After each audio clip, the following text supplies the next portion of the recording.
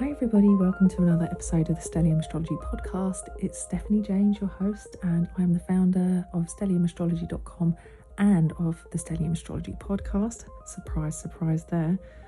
I'm also an occasional tutor at the London School of Astrology, and I used to write a horoscope column for Elle magazine, as well as a few other publications. And today I just wanted to talk to you about I have a couple of things that I wanted to look at, but really I wanted to give you a kind of a hack into how to look at the natal chart in a more multi-dimensional way, but very easily.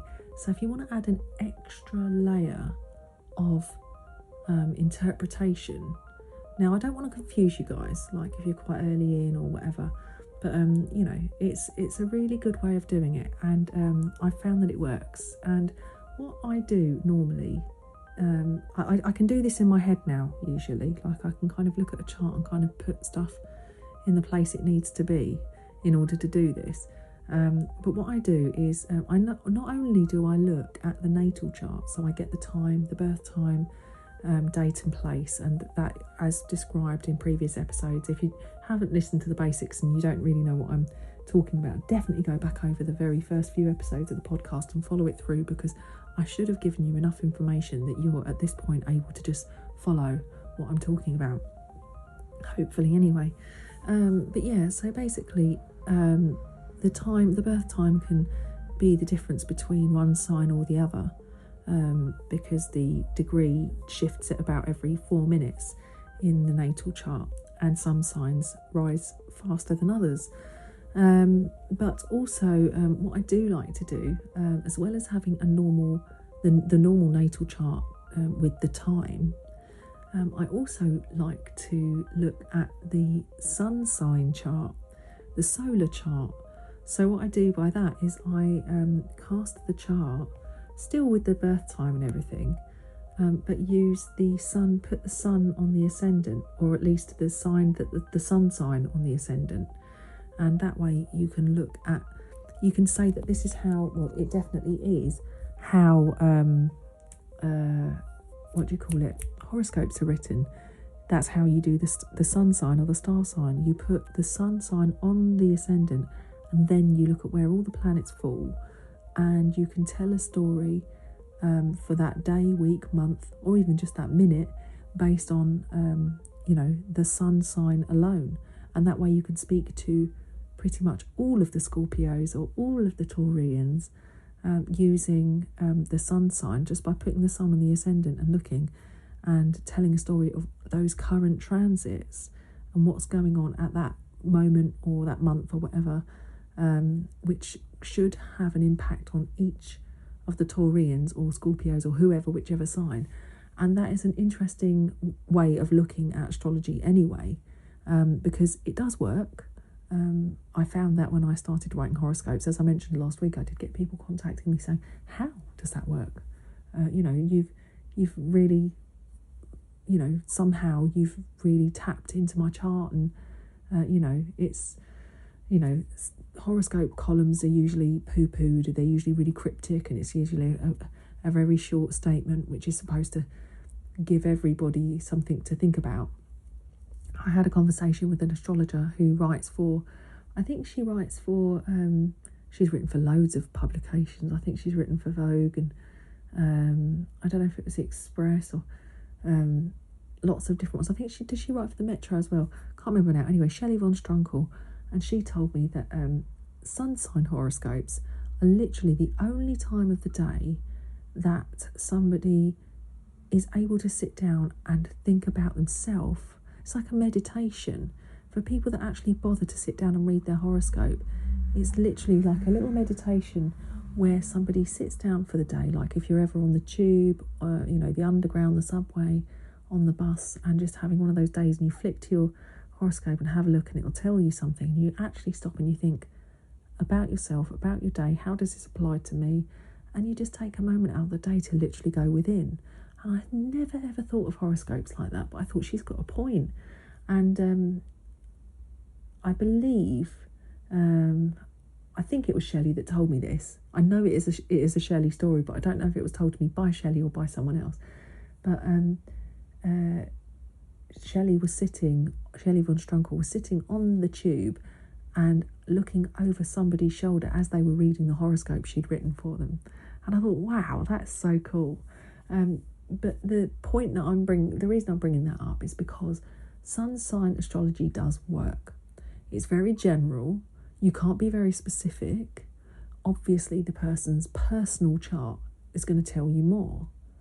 And that's where you can go a little bit inception with this. There's many charts you can use when you're doing a reading. And when I do readings, I do tend to look at lots of different charts. I'll look at the solar arc directions, secondary progressions. I look at the chart of the moment, the consultation chart.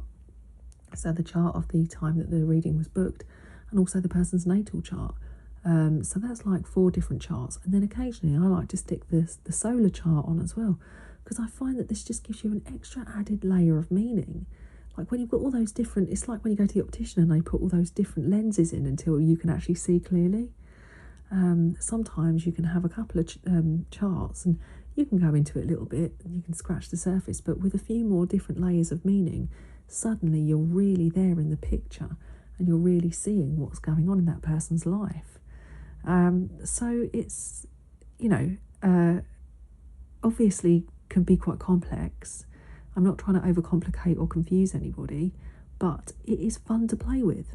And like this podcast is here for you to learn or to try different ideas or to just experiment, or even if it's just on yourself or if you want to look at other people, I would strongly suggest maybe even sitting down and writing it in, drawing it out, a chart yourself with a pen and paper, maybe getting your own natal chart and then casting your natal chart with your sun or the sign of your sun on the ascendant, and then drawing your chart in accordance to that. As you guys know, I generally use the equal house system. Occasionally I'll use Placidus. I use Regiomontanus for when I'm doing horary or electional charts. It's just the way that I've been brought up. I don't tend to use whole signs unless I'm writing horoscopes. So, everybody's way of doing things is different. But, even if you use Placidus, it won't hurt for you to put your sun sign on the ascendant and then draw the house system exactly as it would be in the chart in accordance to your sun. So if you've got a small house where your sun sits, and then the rest of the houses are a bit wider, and you've got intercepted houses and whatever else, intercepted signs, then you can draw it exactly as it is, but just readjusting it so the sun is on the ascendant or in the first house. So with that said, I thought I haven't actually really gone into great detail here, but I have looked up Boris Johnson's chart because I know I've mentioned him a few times, and I know that he's being picked up by transits. Oh, irritating. I've left my ephemeris in the other room. That's so annoying. It doesn't matter. We are looking at, so I know Mercury retrograde has only gone back to Pluto, so it only went back to about 26 degrees. I'm thinking Venus retrograde started at, where did Venus retrograde start? Basically, I know that Boris has been picked up by Venus retrograde, I believe. I say I know, I believe. So let's get his chart up. I've got it on my phone. There's Boris. And let's just look at transits quickly first. So Boris's chart, so he's born on the 19th of June 1964 at 2 o'clock EDT, and that is in New York, New York. So he's born in New York. So let me just go back a little bit, go back a few days, wasn't it about a week ago, maybe 8 days ago, that Venus was retrograde. Is it a little bit more than that? Yeah, so it looks like Venus was retrograde at, so it went back to 11. There you go. About 11 degrees. I think possibly even 10 now. It's so annoying. My brain is so scattered. I did actually do Venus retrograde and Mercury retrograde videos for my patrons. All the information is there. I just am a little bit from one day to the next, a little bit sort of like winging it at the moment. So that's why I haven't got loads of stuff down in front of me, and I annoyingly left my ephemeris in the other room. But so when I was talking about Mercury retrograde and Venus retrograde wreaking havoc with Boris, what I was referring to was the fact that no, he hasn't got his sun. His sun's in Gemini. He's got Stellium in Gemini, actually. He's got Venus retrograde natally in Gemini in conjunction with the sun. So actually Venus is... So the sun's at 28-27 Gemini, and his Venus is at 28-45 of Gemini. So Venus is about to go Cazimi, or, go through the heart of the sun. And then he's got Mercury at 19 Gemini, and he's got Mars at 1 Gemini. So he's got all of his personal planets plus the sun there in Gemini. And what I kept on thinking about was the fact that Lilith was on his Mercury. Lilith at the time of all of this has been hanging around his Mercury, which is obviously Boris Johnson. I don't know if you guys have been following. I think I touched on it last episode, but Boris Johnson he's always been considered to be a bit of a clown. He used to be the mayor of London years ago, and I was listening to an old podcast I did with a different, completely different podcasting enterprise. And I was talking about Hillary Clinton, Donald Trump, and not Theresa May at the time. Who was the Prime Minister at the time? Gosh, I can't even remember now. But we were talking about leadership and Brexit and what was going to happen. And I mentioned about the potential of Theresa May actually becoming the next Prime Minister, which she did. But I did actually joke, I don't think Boris will be our Prime Minister. I just can't see that happening. And ironically, years later, he did become Prime Minister, but not in that instance for that situation. But yeah, it was a very interesting thing to get for a lot of people to get their head around, that Boris was actually in the running for becoming a Prime Minister of this country, because he'd never really been considered a serious enough contender. He's always been mentioned. The fact he was Mayor of London at one point, he was obviously had a very serious job. He's a career politician, basically. But yeah, at the time there was Jeremy Corbyn he's run up against, who was a Gemini. Donald Trump was a Gemini, is a Gemini, I should say. Boris Johnson's a Gemini. So there's a lot of mercurial, mutable energy going on. And if you think about the state of the world and the way things are, the state of flux that we find ourselves in, humanity, it probably takes a mutable leader in order to guide us. What's interesting is that he has had Lilith up there on his Mercury, and Lilith is that, I kind of think, to describe it, Lilith is a little bit naughty horse energy. And by naughty horse, I'm referring to something my ex-boyfriend used to call me. He'd say to me, can you do this? Or, he'd try and ask me to do something, and I'd always say, no. I'm just like, when somebody tells me no, I will not take no for an answer. I'll be like, well, I'll show them. I think it might be my Mars-Pluto trine. I'm like, I'll show them. If someone tells me I'm not going to succeed in something, well, tough, I'm going to prove it now. I'm definitely going to succeed there. And it's kind of like naughty horse energy, where it's like, it refuses to back down, kind of. And you can't, like, my ex meant it in the way of, like, if you've got to, like, get a horse to go somewhere, you can lead a horse to water, but you can't make it drink. It's that kind of thing. It's like kind of trying to get the horse to budge when you want it to, but, struggling. So, yeah, I kind of feel like Lilith is a bit of a naughty horse energy, and having that on Boris's Mercury. Now, Boris has been in a lot of trouble because he's had, I think they've now declared, they've had a report published on the day before the new moon this month. So I think it was when was the new moon? It was the 1st, wasn't it? So I think it was published on the 31st of January, maybe, 2022. And it was a very interesting report. The new moon, there was a Mercury slowing down and stationing, and in conjunction with Pluto, so due to go direct on the 4th of Feb. And I think that the Mercury was around 24 degrees, and I think Pluto at 25, and they were both sextile Neptune. and the sextile of Neptune made I believe with the sun and the moon, made a mystic rectangle in the chart. I can't remember exactly now, but it was a very interesting looking chart for a new moon, and an interesting time to publish those findings. However, it was decided that there was a drinking culture in number 10 Downing Street, which was unacceptable. Isn't that interesting that would come out with the Mercury-Pluto sextile Neptune?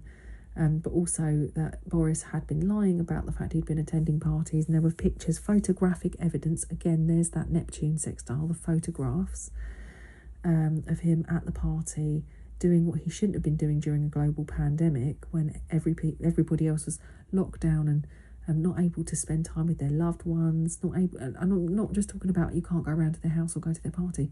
There's people in hospital dying alone, people having babies in hospital without their partners with them to support them, just horrific, awful things. People living in, I'm sorry to go so deep today, but, people living in abusive situations and not able to leave their home because they were trapped because of lockdown. There's just so many awful things that happened.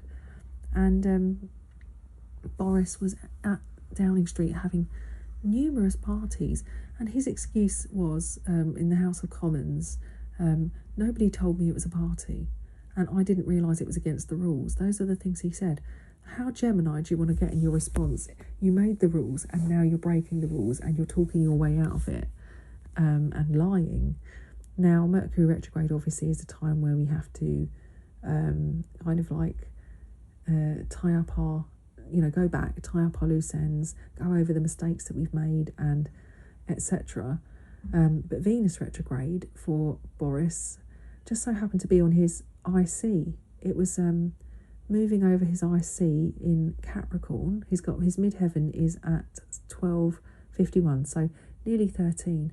Venus moved back over that point and stationed sort of around that degree, ready to move forward again. And Venus is in Capricorn, you could say, is that kind of hierarchy, and Venus being the pleasure-seeking activities that occurred and behind closed doors, so kept relatively private from the public, which you could say in the fourth house, it's kind of like that's where Boris lives, 10 Downing Street, and he knew deep down that he shouldn't have been doing those things, but it's almost like he felt he was above it. And that's really what the findings of Sue Gray's report have been. We think that he not only did he know that he was in the wrong, but he thinks that the rules don't apply to him, as do a certain handful of members of Parliament. It's unbelievable, really, to think about that. So, looking at Boris's chart, he has got, like I said, Venus on the midheaven, and that's in his fourth house. And also Mercury retrograde was quincunx or inconjunct his sun. Like I said, that works like a light switch, so it's either on or it's off.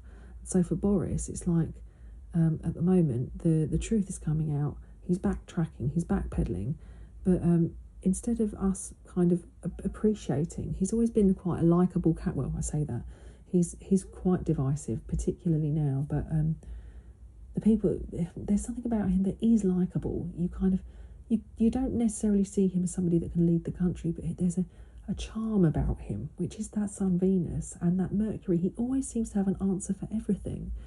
But Mercury retrograde and in conjunction with Pluto, quincunxing his Sun Venus, is really applying pressure. And it's like I said, like that light switch, or that kind of, you can't balance them both. It's potentially, his, the behaviour he's displayed, understanding that there's it's almost like a fragmented aspect to his personality that we don't get to see. That, we kind of are aware that he may have that side to him, but you couldn't believe it's actually happening until it actually came out, and it took for that report to expose it. So that's just a Boris in a nutshell. He also has Jupiter that's moved into Pisces on top of his Saturn, and that's in his 6th house as well. So you could say that Jupiter has come to put a magnifying glass, kind of enlarge that Saturnian aspect of his life. So it's probably, not only is it the sign of broadcasting, the planet of broadcasting, but also, it blows stuff out of proportion. So anything ruled by Capricorn, so particularly all of the planets transiting in his chart on his IC, it's showing up that side of his life at that point. And obviously Saturn in the 6th house is that it's a particularly heavy grind for anybody who has Saturn in the 6th house. They tend to really work hard, and really, they have carry a heavy burden, basically. So that's interesting that he's got that. And actually Jupiter is opposing his Uranus-Pluto conjunction in the 12th house. So he's of that generation, like I've said before, in the 60s, Uranus and Pluto coming together, the sexual revolution, I think the pill getting designed and distributed by pharmaceutical companies, that's the generation. So you could say that there's a sense of like liberation, and it's not morally corrupt, I'm not saying that, but like there's definitely a different type of moral code, because that was like the kind of the free love generation, really, that enjoyed the liberation of being able to be as sexually active as they wanted without having to be worried about the consequences. So we've got all that going on, and then he's got other aspects, other things going on in his chart, but that was just to point out to you guys. But if we want to have a look at Boris's, I think I've taken a screenshot of his solar chart. So we know that his sun, where is it? What have I done? Oh, yeah. So I've put it into whole signs. So now if we look at if we put his sun on the ascendant, so his sun is literally sitting up there in Gemini. So he's actually got like a 9th house sun and everything. But if we put the sun sign on the ascendant, then it puts the Capricorn stuff in. Let's have a look. Where are we now? So it puts the Capricorn stuff in his 8th house. So that's interesting. So we could look at all of the. So his IC, Mars, Venus, Mercury, and Pluto. You could say that's, by the way, that's all transiting Mars, Mercury, Venus, and Venus, Mercury, and Pluto at the time of these parties and the report coming out. All of those planets sitting in his 8th house are that's the house of kind of like secrets and privacy, and the Scorpio-esque house, isn't it? So it's put all of those professional corporate secrets in that house. And, having Mercury and Venus retrograde in there, you could say that, privacy, is something. And, you could say as well, it's like the house of debt, but where you're in debt to other people. Maybe the debt that he's paying is actually a debt to, society, to, the people that he leads, or, the country that he leads, more to the point. So he's actually kind of, at the moment, carrying, a kind of inherited reputation, this reputation that he's given himself now, that he will never be able to shake off. He's kind of destroyed his reputation. That's put his, I think that kind of is a sense of, he owes us all something now. He owes everybody something. They're even saying that the people that got fined for having parties during lockdown, they may be getting their money back, because how can the leader of the party, who's running the country, do what he does and get away with it when there's people who also did similar stuff, but they got punished for it? So again, it's like a financial issue as well. And me mentioning his Saturn, his 6th house Saturn, well, in his solar chart, his 6th house Saturn happens to fall into the 10th house, and that's where Jupiter is. So suddenly the planet Saturn in his chart, his 6th house, when we look at it in the solar chart, his 6th house is actually quite prominently placed in the area of reputation, the 10th house of career. So it's interesting that, you know, Jupiter being there is going to highlight and blow out of proportion that Saturn and broadcast his 10th house of, you know, basically what he's been getting up to. And just also what else is really interesting to look at is where the midheaven is in a solar chart, and also the ascendant. So actually his ascendant falls in his 5th house. Well, there you go. That's another interesting one. He's always been seen as quite fun, or he likes to, I think he was once seen to be, he rugby tackled, he was playing football or rugby with children, you know, like one of those press things that they do where they get politicians to go along and, you know, get involved and have fun with children. And he did a really dirty tackle on a really young boy. Like, he nearly ended his career before it even started. I'm talking like an 11-year-old or something. You know, it's insane that Boris Johnson would think it was acceptable to go to some kind of press event and, like, almost take a child out having a friendly kickabout. It's just, that's the kind of guy he is. Or he was, you know, there's so many things. Like, I think he was in like a zip line, on a zip line, and he got stuck on a zip line, and he's seen as this kind of media clown. So actually, you know, his ascendant falling in the 5th house, it might allude to the his fun persona, sense of humour. Not only that, he's also got lots and lots of children by lots of women. It's still not really confirmed or known how many children he actually has. But I think he's got 1 or 2. He's got 2 now with his current girlfriend, who's actually, she's his wife now, Carrie Simmons. But anyway, yeah, so I just thought that would be interesting to have a look at, just to see whether midheaven and the ascendant fall, because it tells you. And I think that it would show you that he does really value his work. Yes, he might be a bit corrupt or a bit, you know, up to naughtiness, or, you know, like I said, that his solar chart describes all of that Capricorn stuff being in his 8th house, therefore a little bit debauched, you know, that stuff that's going on, and that's just the transiting stuff, but it's all hitting his sun at the moment, or highlighting aspects of his personality which are, you know, unfortunately difficult for him to hide. The other thing that's interesting about his chart is that he's a Scorpio moon, and he's the Neptune in Scorpio generation, and also Prince Andrew is a Scorpio moon with Neptune in Scorpio as well. Another whole nother story, but another reason why people are losing faith in the you know, the ruling structure in the UK. But anyway, I did want to have a little look at a chart of a listener very quickly, just to, as an example of looking at how to change the chart around. So I've cast a chart for Elise de Petri, and Elise, you were born on the 13th of November 1982 at 8:32 at Windridge, Pennsylvania.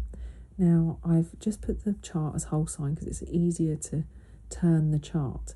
But I think you were, you've got in touch, and you're one of my you've subscribed to the newsletter, and you've decided to submit your information for having your chart read, which anybody can do if they want to.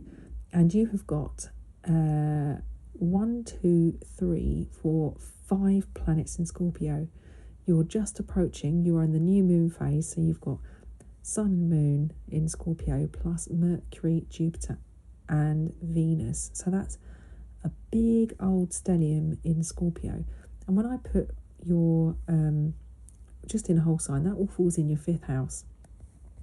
And you've also got a Saturn-Pluto conjunction, which is quite tight, and that's both in Libra. And you have got Uranus and Neptune in Sagittarius, and Mars in Capricorn.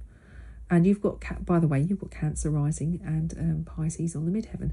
So that's really, like, your chart is very, very weighted around one side. So for people who have got very clustered charts, like if you've got a little bundle of planets, or if you've got a whole clustered part of your chart, yours is definitely a cluster because it's contained within 4 houses, all of your planets. It's very tight. The only planet that's not in there it's not even a planet, it's an asteroid, is Chiron. So if we were looking at your chart, so you've got your sun and moon that fall into, using whole signs, I'll just use whole signs for this episode.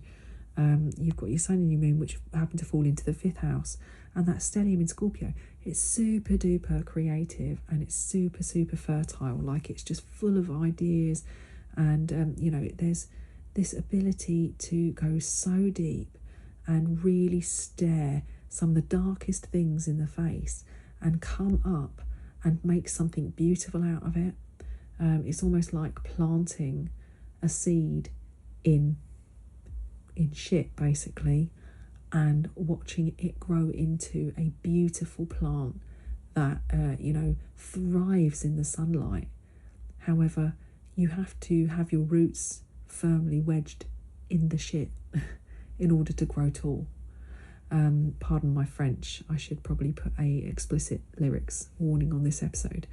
But yeah, so I mean, that's not your IC. So your IC is going to be in Virgo at 24 Virgo.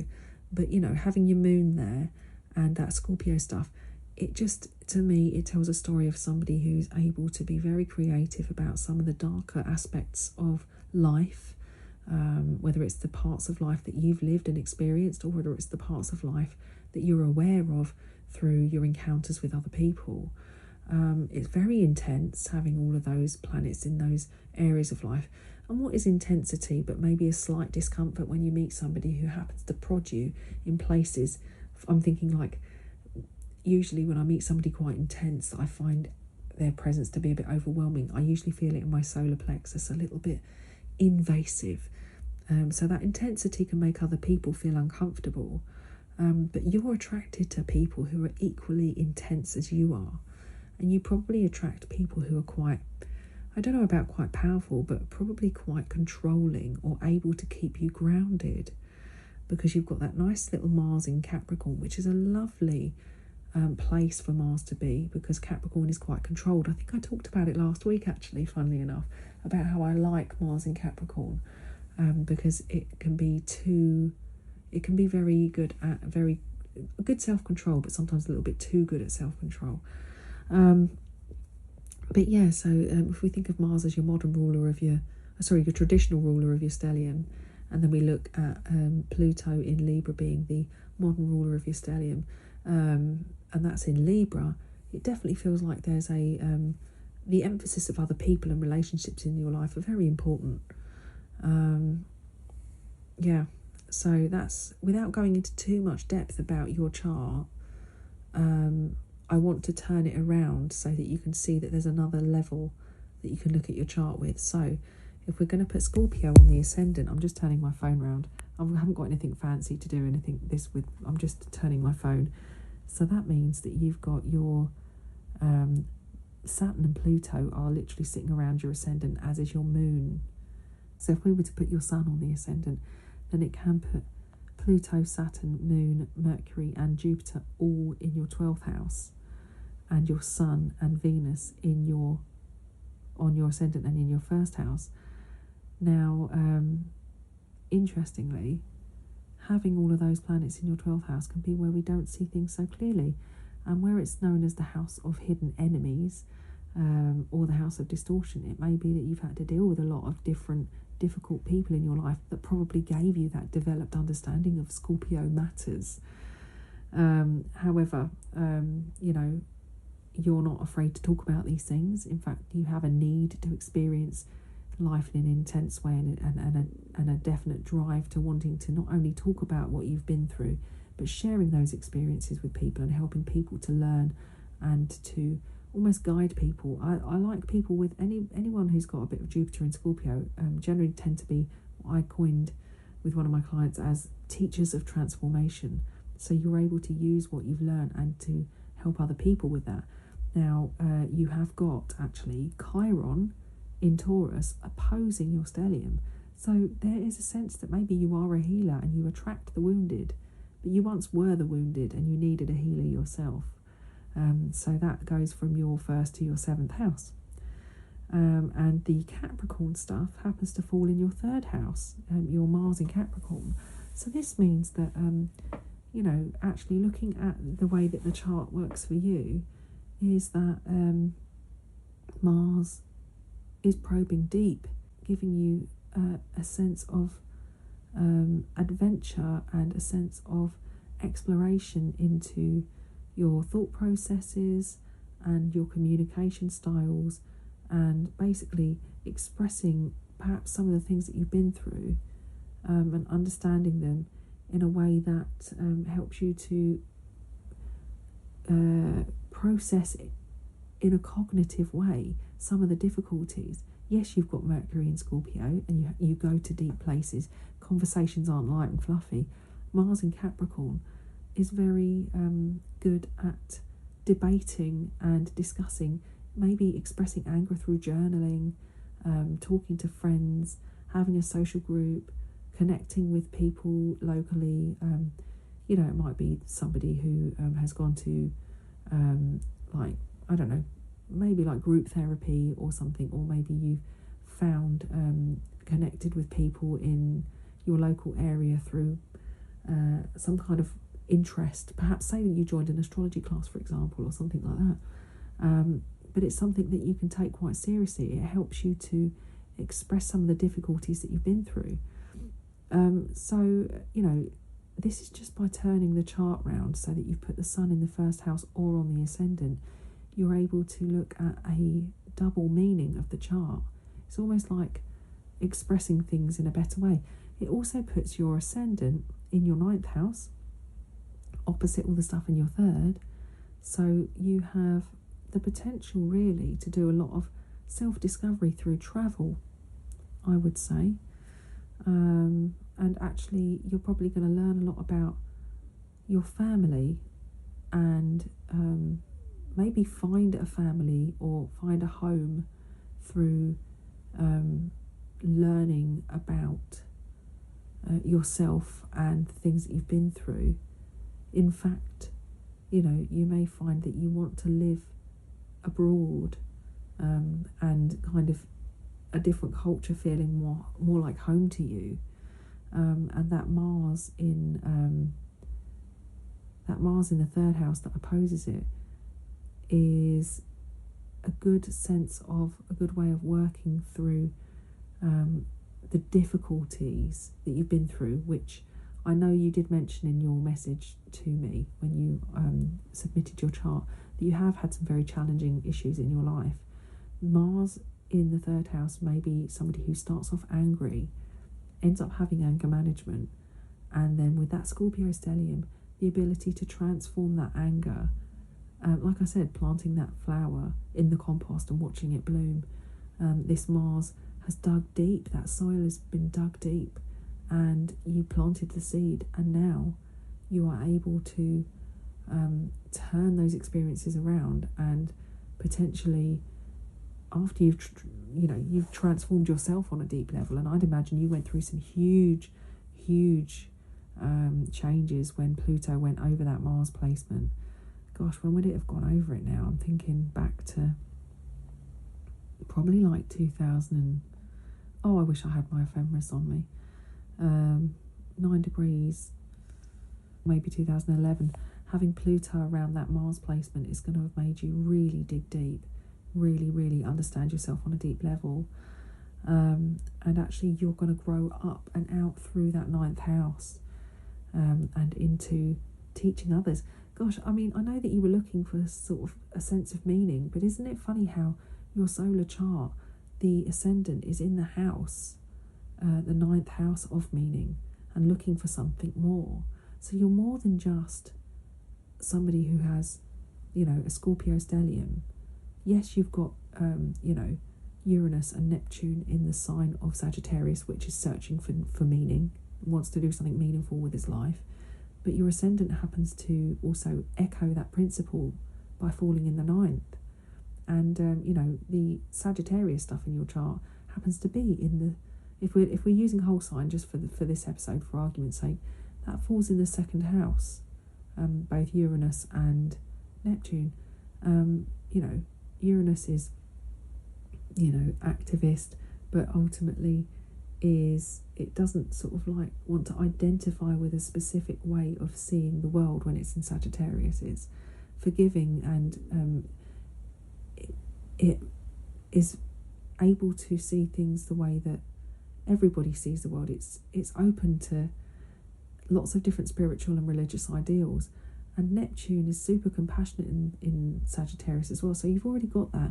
But in the second house, it's part of about your own self-worth, and wanting to be able to incorporate that in something that you do. And then your solar, the ascendant of your solar chart falling in your 9th house echoes that again. This kind of message of wanting to do something of meaning. You identify with that, needing a sense of purpose and doing something compassionate. And, the cusp of the 9th house is ruled by the moon because it's Cancer, and the moon is very much in the early degrees of Scorpio, hanging around with Saturn and Pluto. So you're somebody, whether or not you've thought about doing something like this, you are probably going to be very naturally gifted in some kind of therapy, maybe play therapy. I'd say maybe performing arts would be something that would be really good for you, or drama therapy would be a good way to act out some of the things that you need to act out. Potentially maybe training in that area and helping other people in that way would be useful for you as well. With that Saturn and Pluto in Libra in the 12th house in your solar chart, you could even say that working with people under like hypnotic states might be useful as well. They seem to be sextiling your Neptune placement, so that is echoed again. That could work if you've ever thought about doing some kind of hypnotherapy. But anyway, that's just a little touch on the chart. Again, another interesting thing I've just noticed, the midheaven, your midheaven in Pisces happens to fall in your 5th house. So by your solar 5th house. So if we were to look at your chart, the 5th house emphasis is very important. That's children, that's connecting with something that you feel passionate about, something that you love to do, your hobbies, affairs of the heart, what gets your heart beating and fluttering. But then also, your midheaven falling there, maybe something that you love to do, you could turn that into a career, as long as it's meaningful and it allows you to help other people in some way, because you've definitely got that sense about your chart. And that's just by looking at the chart in its normal sense with a normal ascendant, and then turning the chart and looking at it as a solar chart. 2 different ways of reading the same chart. So hopefully you guys enjoyed it. I know I went on a bit of a waffle about Boris in the middle, but I think it's so interesting to talk about him because he is definitely a very controversial figure, and we can look at his chart and find it very interesting.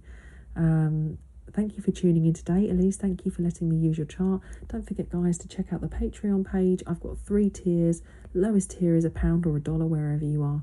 Then we've got the £4 tier, and we've got the £8 tier. I think it equates to dollars the same as well. Loads of content on there. I think I've got like hundreds of things on there at the moment that you can go in and unlock. And not to mention, you get perks being my patron, one of my patrons, including queue jumping when it comes to booking a reading, which I will be opening up my booking calendar soon. But I have a waiting list that is at the moment, depending on how quickly I can get through things, it's getting very long. If you have put your name down on my waiting list, please make sure to check your spam folders. Please make sure that you put me down as a recognised sender when it comes to emails.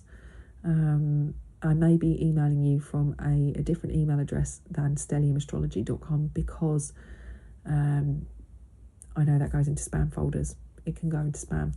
I may WhatsApp you instead.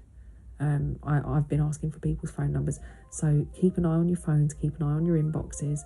I will be getting in touch, and if you want to maybe be considered for a reading sooner, and I have lots of people who want cancellations as well, but if you want to queue jump that, consider signing up to my Patreon page.